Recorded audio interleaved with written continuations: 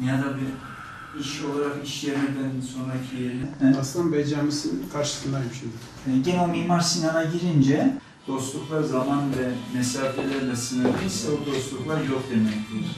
Evet. Yani çok güzel bir söz. İşletmemiz var. Taksi grubu, hafif ticari grup. Bugün siyasi partilerin ziyaretleri kapsamında Hürriyet Partisi Yeşilyurt ve İl Teşkilatı'nı bugün ART Teşkilatımızla beraber ziyaret ediyoruz. Bu süreçte siyasi partileri gezme sebebimiz bütün partilerle görüşebiliriz. Görüşmek elbette ki fikir teatisi gerektiriyor. Dolayısıyla onlardan alabileceğimiz pozitif enerjileri kendimize katmak suretiyle sahada neler yapabiliriz? Onun bugün görüşmesini yapıyoruz. Arkadaşlarımızla beraber kabullerinden dolayı hem Hürriyet Partisi'nin Yeşilyurt İlçe Teşkilatı'na ve hem İlker Başkanımıza, İl Başkanımıza, Hürriyet Partimizin İl Başkanı'na kabullerinden dolayı şükranlarımı ifade etmek istiyorum. Allah razı olsun. Saadet Partisi İlçe Teşkilatı olarak, yönetim olarak arkadaşları ağırlamaktan gayet mutluluk duyuyoruz. Aynı şekilde siyasi partilerin birbirleriyle olan diyaloglarının önemine istinaden başkanımıza çalışmalarından dolayı başarılar dileriz.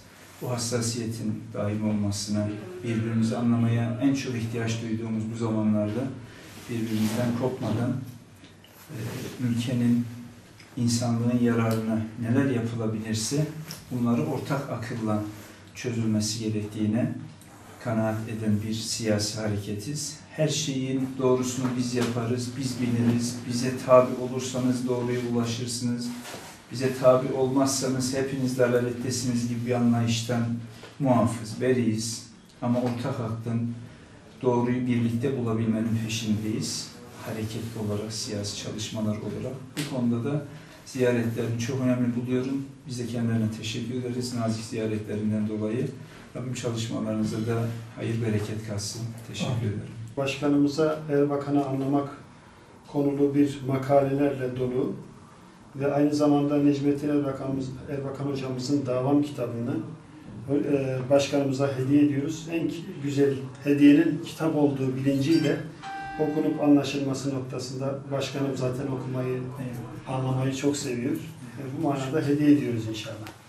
Benim için çok kıymetli olan bu hediyeleri almaktan kendi adıma çok mutluluk duydum. Erbakan hocamızı her okuduğumuzda ayrı bir şeyler öğrendiğimiz, ayrı bilgiler öğrendiğimiz kaynak kitaplardan biridir Davam.